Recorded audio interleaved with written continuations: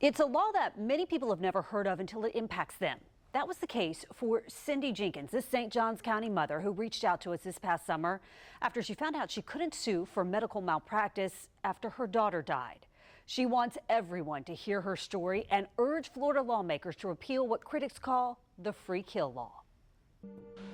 I just keep saying, how is this happening in the United States of America? It's been 4 months since Cindy Jenkins' oldest daughter, Taylor, died in a Florida hospital. Taylor was just a gift to the world. She was full of love and light. Everybody loved her. The gaping hole left in her mother's life is hard to put into words. Oh, sorry. Making it even harder, she says her daughter died due to hospital negligence. I just think what a senseless loss of a life. Taylor, a flight attendant who grew up in Clay County, had been out celebrating St. Patrick's Day in Orlando with friends when she was in a car accident. She was on her way home, sitting at her red light with her seatbelt on, doing all the right things, to quote Florida Highway Patrol. And another driver rear-ended her at a pretty high rate of speed. She was rushed to a nearby hospital where she was treated for a traumatic brain injury. So the brain injury appears to have been a misdiagnosis. Jenkins says doctors failed to identify a torn artery in her daughter's pelvis until it was too late. She comes out of the CT and they realize she has a life-threatening torn artery. And pretty much she had gone into heart failure, organ failure. She sustained hypoxic brain injury from not getting blood and oxygen to her brain. How convinced are you the hospital was responsible for Taylor's death? 110%. You can't convince me otherwise. They ran with the brain injury diagnosis and she laid there and bled internally for hours and hours and hours. Had Taylor died 3 months earlier when she was 24, her mother would have sued. But because she was 25, no attorneys would take the case. And that's when the questions began. How old was Taylor? She just turned 25. Was she married? Not yet. Did she have children? No. We can't help you. And that's when I learned about Florida's free kill law. The law has been on the books since the 90s. It means that you don't have access to the judicial system to hold negligent doctors and hospitals accountable when they negligently kill your family member. So they call them a free kill. Republican Florida Representative Spencer Roach co-sponsored legislation to repeal the law, but it's never passed the state Senate. The living can sue, but the dead cannot. And we call that a free kill because it's virtually free to let the patient expire, but it can potentially be very costly if you save their life. So it's this perverse medical incentive to let someone die rather than try to save their life because you're trying to avoid a medical malpractice suit. The law applies only to medical negligence. It prohibits claims if the person who died is an adult over the age of 25 and has no spouse or children under 25. It's the #1 reason we decline medical malpractice cases. There's no recourse for what that doctor did wrong or the nurse or whoever it may be. There's no recourse for that negligence. Attorney Kevin Moore says his office gets calls every day from families stunned to learn that they can't sue for medical malpractice. It's a brother or a sister or an adult child and their mother or their father just passed away. And you can clearly see that there was medical negligence. I mean, even if they were to absolutely just cut off the wrong leg and you die as a result, no matter how blatant it is, you still don't have a claim if you don't have a spouse or a minor child. The law was designed to rein in malpractice premiums and keep doctors from leaving Florida. And these are heart-wrenching stories. Republican State Senator Clay Yarborough has been hearing from outraged families and says he's considering sponsoring a bill next session.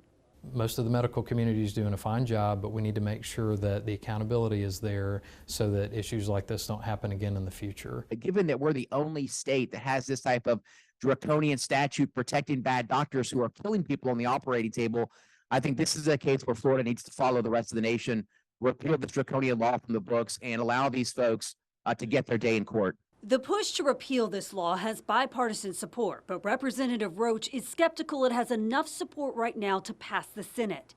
That's why Jenkins is urging Floridians to make their voices heard, so no other family is barred from having their day in court. If everybody in every district reaches out to their senator and says, no more, The people have spoken. We do not want this law. Make it go away. That's what it's going to take. Now, since we sat down with Cindy Jenkins this past summer, 3 bills have been introduced in the Florida legislature to either repeal or change the free kill law. One of them named after Sabrina Davis's father, who has also been on a mission to change this law. It still hurts really bad. This is a photo of my dad's leg that they say needed physical therapy. Sabrina Davis lost her father, a Navy veteran, 3 years ago. He didn't die due to his time in the service. This is the photo they passed around the Florida Department of Health and said, "You didn't order an ultrasound?" And the doctor said no. She believes he died as a result of medical negligence. Went to a hospital for knee pain and never made it out alive. It just doesn't make sense.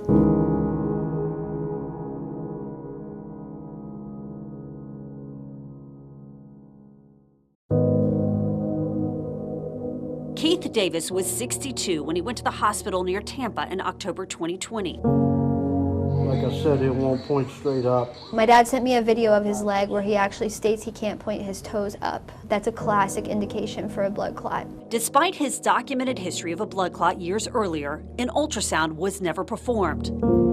5 days after he was admitted to the hospital, he died. At that moment, I felt a piece of me just leave my body. Like, I felt like a part of me died too. An independent autopsy revealed what the doctor failed to detect caused her father's death. And they said, "Sabrina, your dad had a 9-inch long blood clot in his left leg. A piece broke off, went straight to his chest, and it killed him."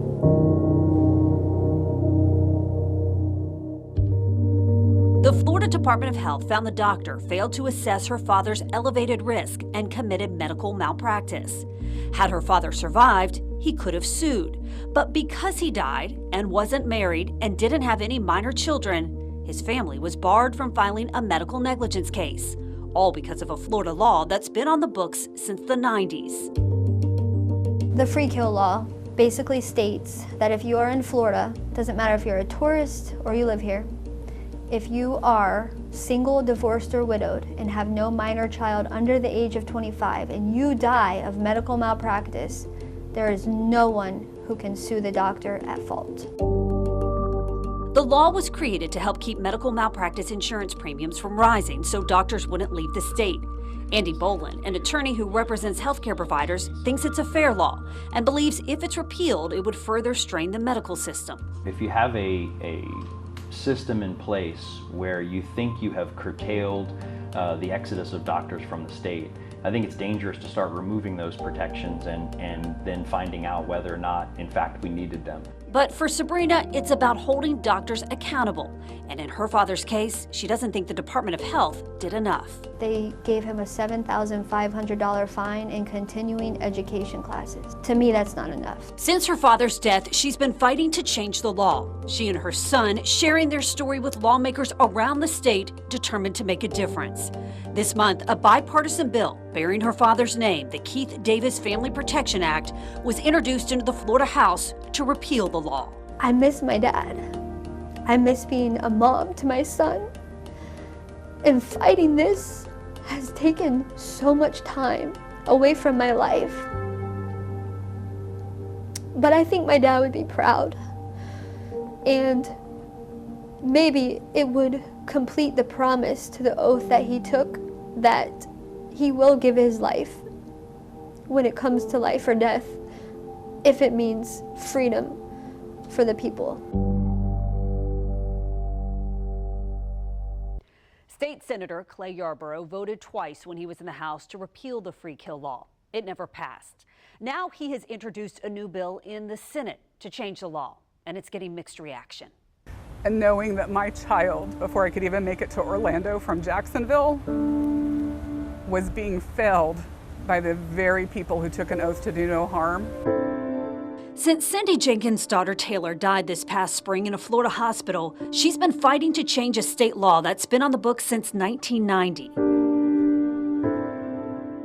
I'm on a mission to hold them accountable through the justice system, and I find out, you don't have access. Taylor had just turned 25 months before she was in a car accident and rushed to the hospital.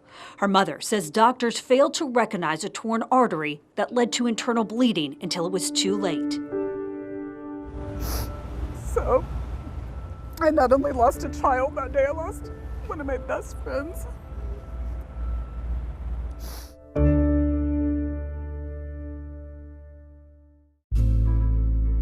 She believes her daughter was the victim of medical malpractice. She turned to numerous attorneys for help and kept hearing the same questions. Was Taylor under 25? Was she married? And did she have any minor children? And I said no. And then I was informed that they couldn't help me because of this free kill law. The law, which carves out two groups of people who cannot sue for non-economic damages due to medical negligence, was passed to combat the high costs of medical malpractice premiums in Florida. And it shouldn't matter if they were married or have children. What's the value we put on life? State Senator Clay Yarborough says Senate Bill 248, which has bipartisan support, offers an alternative for those currently shut out of court, because previous attempts to repeal the law have failed. This may not be completely where some out there may want it to be, but it's still opening up a path that doesn't exist today under current law.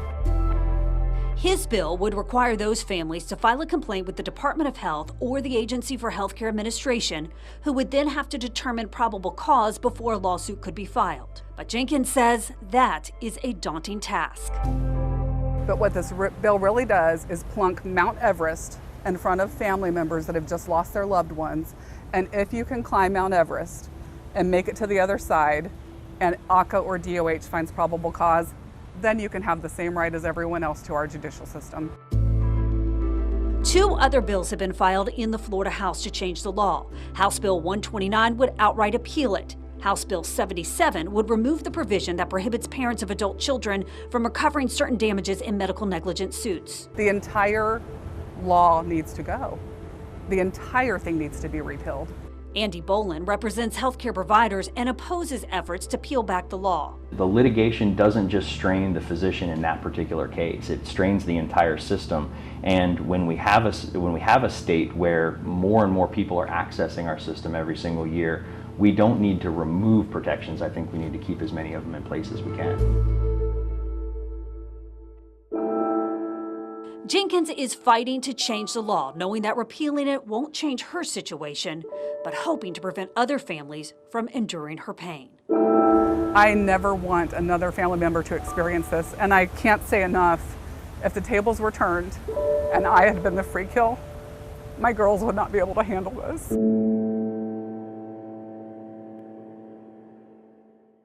Families fighting to change the free kill law had a chance to give their input to state lawmakers at the Duval County delegation public hearing ahead of the upcoming legislative session. And that's where we met JoJo's mom.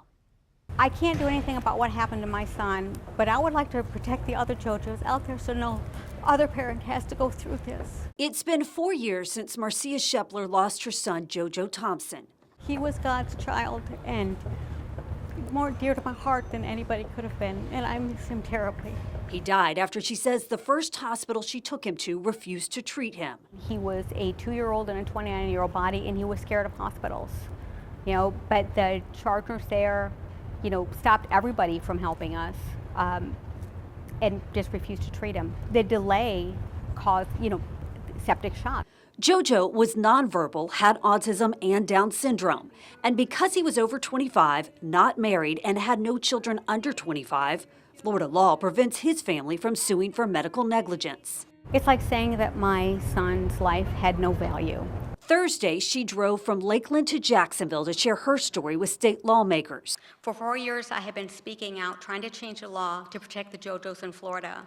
And I'm pleased this year there seems to be a concentrated effort to make that change. State Senator Clay Yarborough, who filed Senate Bill 248 that would allow families like hers to sue if a state agency first found probable cause, listened to those opposed to Florida's so-called free kill law. To think that my dad's life mattered any less because he was single and I was over the age of 25, it's just wrong. This is an important topic that I'm engaging in Tallahassee this year, so if you could give us any other helpful information just briefly, I'd appreciate it. And I do believe there's successful ways that we can create and come together to allow equal access for families where there really is medical malpractice found, and it will do nothing more than raise the standard of care and help all Floridians to have safer and better health care in Florida. Families holding on tight to memories of their loved ones. While holding out hope, lawmakers hear their pleas for change.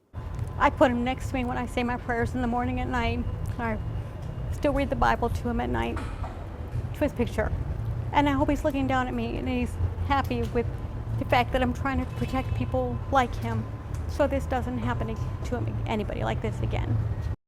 Senator Yarborough wants to hear more input, and he encourages Floridians to reach out to your state representatives and state senators and let them know your thoughts. We will continue to follow these 3 bills as they make their way through the Florida legislature. Heather Crawford, First Coast News, on your side.